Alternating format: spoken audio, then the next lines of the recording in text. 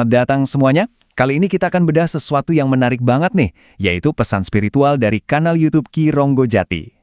Pesan ini ngebahas soal ramalan datangnya seorang juru selamat, yang menariknya menggabungkan dua sosok sekaligus, Imam Al-Mahdi dan Satrio Piningit. Yuk, kita langsung lihat aja poin-poin utamanya. Oke, kita mulai ya. Pesan ini dibuka dengan nuansa yang, terasa mendesak banget. Si pembicara langsung bilang kalau sebuah peristiwa besar yang udah lama diramalkan itu kemungkinan besar akan segera terjadi. Jadi dari awal aja kita udah dibikin penasaran. Nah, ini kan jadi pertanyaan kita semua ya. Kalau katanya udah deket, terus apa dong tanda-tandanya? Apa petunjuk yang bisa kita lihat sekarang?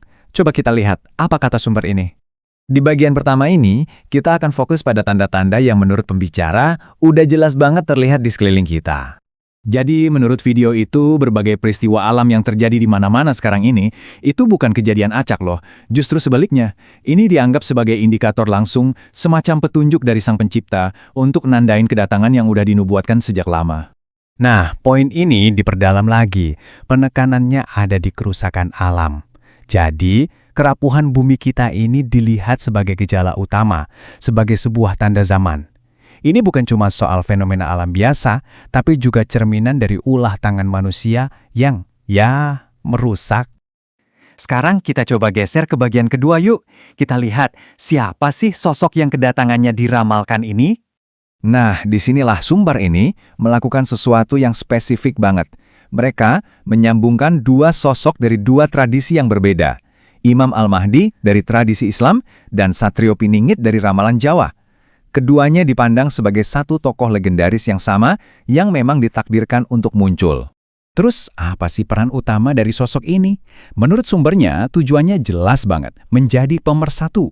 Bukan sekedar pemimpin biasa, tapi juga seorang pemimpin yang akan mengembalikan umat manusia ke persatuan dan persaudaraan yang kuat dan nggak bisa digoyahkan. Landasan spiritualnya juga diperjelas nih. Ditekankan bahwa seluruh kepemimpinan dan ajarannya itu bakal berpegang teguh pada kalimat tauhid ini. Kalimat ini dianggap kayak pusaka atau pegangan utama di akhir zaman nanti.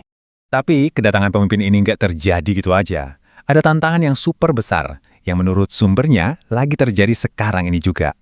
Istilah kuncinya adalah fitnah Dajjal. Nah, dalam konteks pesan ini tuh merujuk pada gelombang tipu daya yang sangat kejam dan masif yang sengaja dirancang untuk menciptakan perpecahan dan permusuhan di antara kita semua. Dan dampaknya, digambarkan sangat merusak. Fitnah ini secara aktif mendorong orang buat saling benci, menjauhkan mereka dari jalan yang benar, dan yang paling parah menghancurkan ikatan persatuan dan persaudaraan yang harusnya kita jaga. Nah, menghadapi tantangan sebesar ini, si pembicara kemudian menawarkan semacam solusi atau jalan ke depan buat para pengikutnya. Ini dia inti pesannya. Pembicara ngingetin lagi kalau tujuan dasar kita sebagai manusia itu untuk saling menjaga dan melindungi, bukan untuk saling membenci. Ini semacam ajakan untuk kembali ke fitrah kita yang sebenarnya. Jadi, apa yang harus kita lakukan? Sumber ini ngasih beberapa langkah yang sangat praktis. Pertama, hati-hati biar nggak gampang terhasut. Kedua, terus berdoa minta petunjuk. Ketiga, secara aktif menjaga persatuan. Dan terakhir, berusaha membimbing saudara-saudara kita yang mungkin tersesat untuk kembali ke jalan yang benar.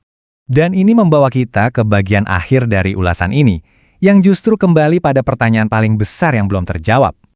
Setelah semua penjelasan tentang tanda-tanda dan tujuannya, pertanyaan terbesarnya tetap menggantung. Siapa sih sebenarnya sosok yang ditunggu-tunggu ini, dan di mana keberadaan mereka sekarang?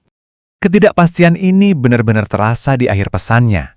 Pertanyaan intinya tuh dilempar kembali secara langsung, seolah-olah mau menunjukkan kalau identitas dan lokasi pasti dari sosok yang dinanti ini masih jadi sebuah misteri besar. Pada akhirnya nggak ada jawaban pasti yang diberikan. Penjelasan ini ditutup dengan sikap menunggu yang penuh keyakinan. Pesannya adalah untuk tetap waspada, menjaga persatuan, dan terus berdoa sambil menunggu petunjuk lebih lanjut. Ini jadi pengingat ya, kalau dalam beberapa keyakinan, misteri terbesar itu memang cuma bisa dijawab lewat iman dan kesabaran.